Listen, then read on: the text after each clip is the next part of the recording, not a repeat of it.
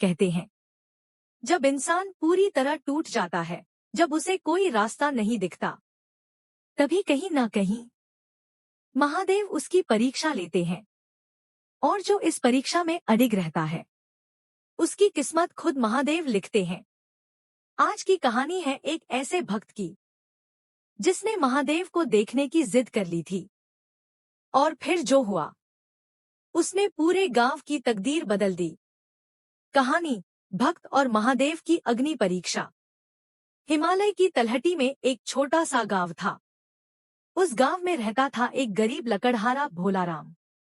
गरीबी थी, दुख थे, लोग उसका मजाक उड़ाते थे, लेकिन एक चीज थी जो कभी नहीं टूटी, उसकी महादेव के प्रति आस्था। हर सुबह वह ओम नमः शिवाय जपता, सूखी रोटी खाकर भी शिवलिंग पर जल चढ़ाता। गांव वाले कहते, भोलाराम, तुम्हारे महादेव ने तुम्हें क्या दिया? वह मुस्कुराता और कहता, जब वो देंगे तो सब देखेंगे। संकट की शुरुआत। एक दिन गांव में भयंकर सूखा पड़ा। नदियां सूख गई, खेत जल गए, लोग भूखे मरने लगे। गांव वालों ने भोलाराम से कहा, तुम तो बड़े भक्त हो, बुलाओ अपने भगवान को। उस रात भोलाराम मंदिर में बैठकर रो पड़ा। पहली बार उसके मन में सवाल उठा, भोलेनाथ, क्या मेरी भक्ति कम है? तभी अचानक मंदिर के दीपक अपने आप जल उठे, हवा रुक गई और एक गूंजती हुई आवाज आई, भोलाराम, क्या तुम मुझ पर पूरा विश्वास करते हो? वह कांप गया, पर बोला, प्रभु, प्राण भी ले लो, पर विश्वास नहीं टूटेगा। महादेव की परीक्षा। आवाज आई, कल सूर्योदय से पहले पहाड़ की चोटी पर पहुंचो, लेकिन रास्ते में जो भी हो, पीछे मुड़कर मत देखना। सुबह अंधेरे में वह चल पड़ा। रास्ते में आंधी आई, पत्थर गिरे, लोगों की रोने की आवाजें आईं। उसकी माँ की आवाज भी सुनाई दी, बेटा, वापस आ जाओ।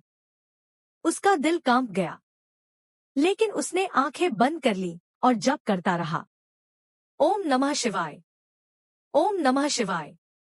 अचानक जोरदार गर्जना हुई। उसके पीछे भयंकर राक्षस की दहाड़ सुनाई दी, लेकिन उसने पीछे नहीं देखा। चमत्कार।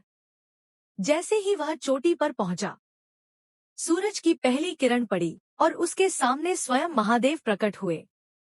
जटाओं से गंगा बह रही थी, तीसरा नेत्र चमक रहा था और त्रिशूल धरती पर गड़ा था।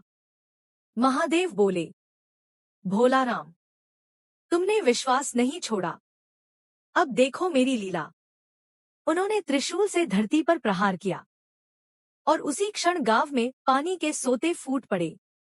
नदी फिर से बहने लगी, खेत हरे हो गए, पूरा गांव भोलाराम के चरणों में गिर पड़ा।